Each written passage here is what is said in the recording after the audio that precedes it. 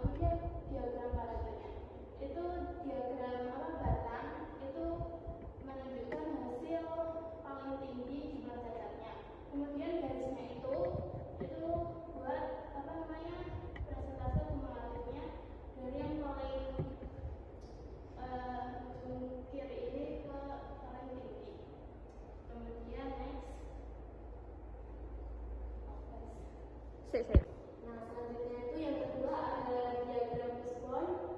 Bisa dilihat ini gambarnya itu ada metode, mesin, environment, measurement, dan material. Nah, ini itu penyebab utama cacat dimensi berasal dari beberapa faktor. Yang pertama itu ada man atau manusia. Penyebabnya itu operator yang kurang teliti saat mengukur. Nah, selanjutnya ada yang kurang paham standar toleransi dimensi. Terus selanjutnya ada metode. Penyebabnya itu SOP belum diterapkan secara konsisten. Terus ada mesin, itu penyebabnya mesin dan mata pisau itu kurang terawat, jarang dicek ataupun dibersihin. Terus ada material, kadar air kayu yang tinggi dan aluminium itu kurang presisi. Selanjutnya ada measurement, itu alat dan ukur belum dikalibrasi secara rutin. Yang terakhir itu ada environment, itu kelembapan ruang dan kebersihan area kerja mempengaruhi hasil produksi. Baik, selanjutnya ada peta kendali atribut dan kurva peta kendali atribut. Nah, peta kendali atribut atau PKA ini digunakan untuk mengendalikan kualitas berdasarkan proporsi atau persentase produk cacat pada setiap subgrup.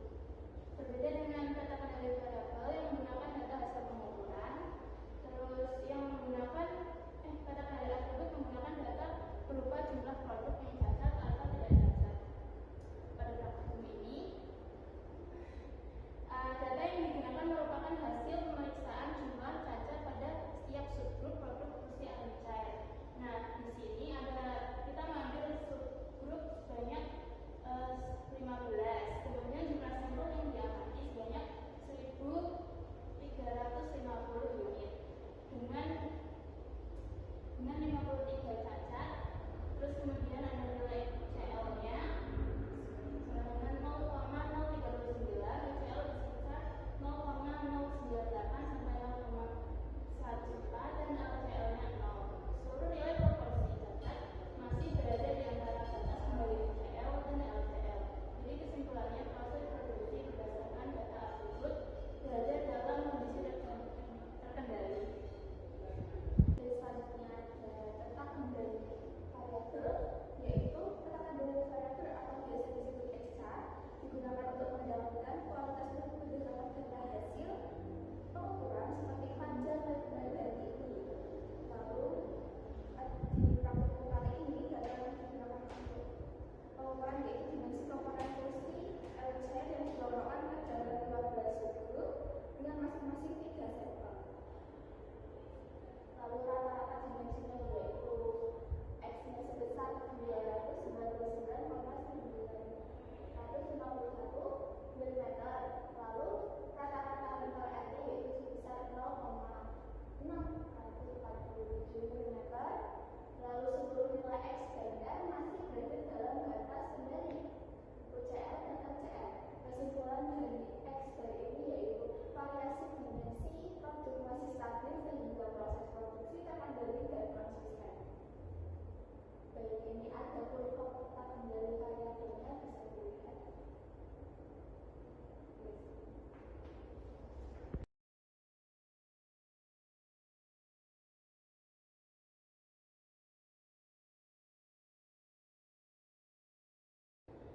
Berikutnya ada diagram FMEA, yaitu diagramnya untuk memprediksi sulitnya kegagalan dalam sebuah produksi. Nah, bisa dilihat di sini ada dimensi tidak sesuai.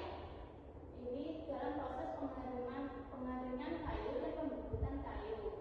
Di sini dampaknya produk tidak presisi dan sulit dirakit. Ini memperoleh angka 7. Nah, untuk penyebabnya ini biasanya terjadi karena kadar airnya tinggi dan waktu pengeringannya itu kurang. Jadi memperoleh angka 8. Terus kemudian current controlnya yaitu dilakukan pemeriksaan visual. Nah, untuk D-nya itu angkanya terdapat 5. Jadi RPM totalnya itu ada 280. Nah, rekomendasi perbaikan untuk dimensi tidak sesuai ini yaitu kontrol kadar air atau menggunakan moisture meter.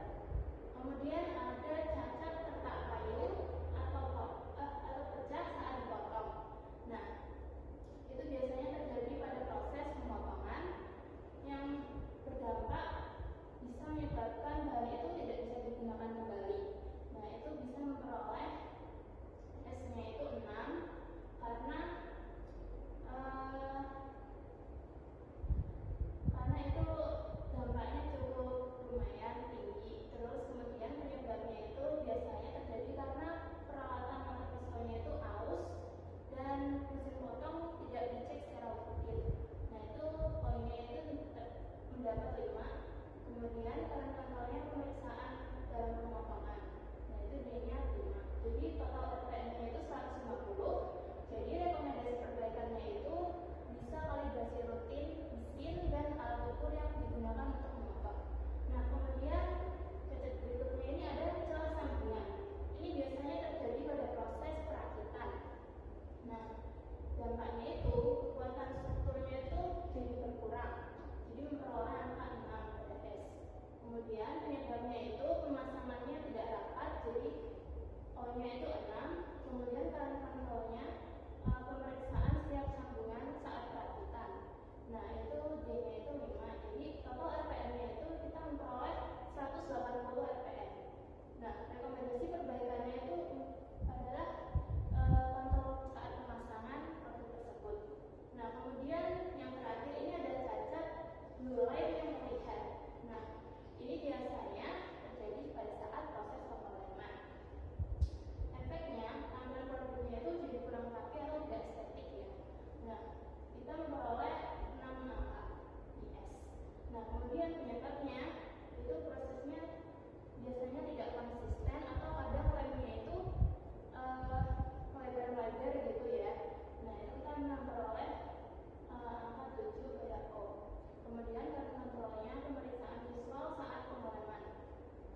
Itu memperoleh D-nya 6. Jadi total RPM-nya itu sebesar 252.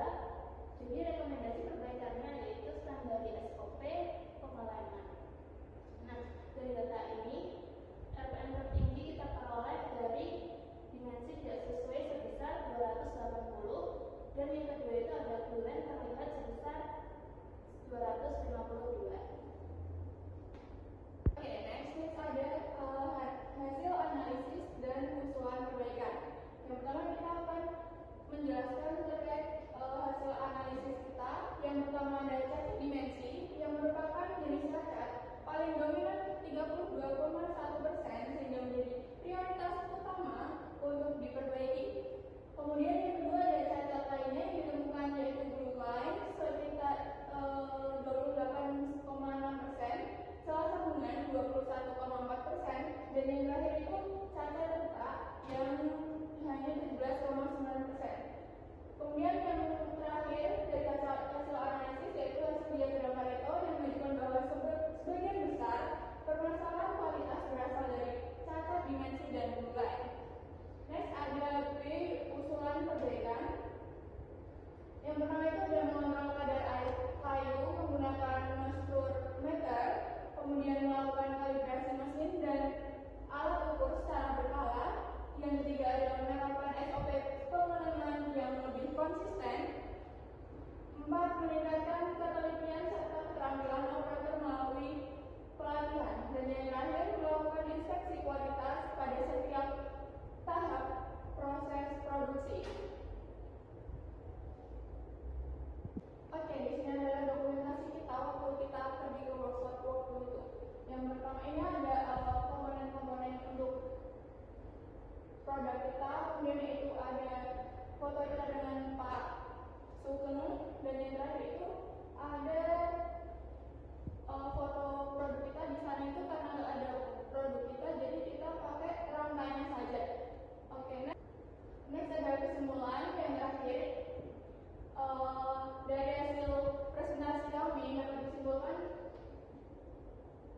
berdasarkan hasil praktikum pengendalian mutu pada proses pembuatan LNSN ini dapat disimpulkan bahwa penerapan 7 goals of quality efektif dalam mengidentifikasi dan menganalisis penyebab terjadinya cacat produk.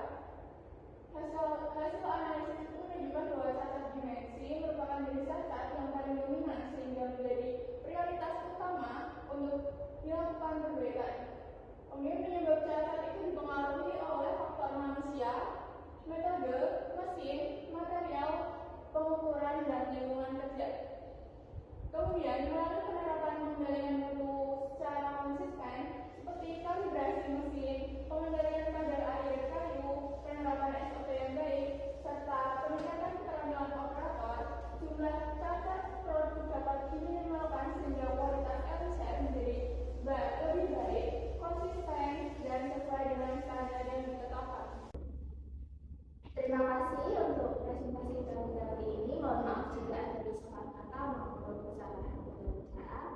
Baik, assalamualaikum warahmatullahi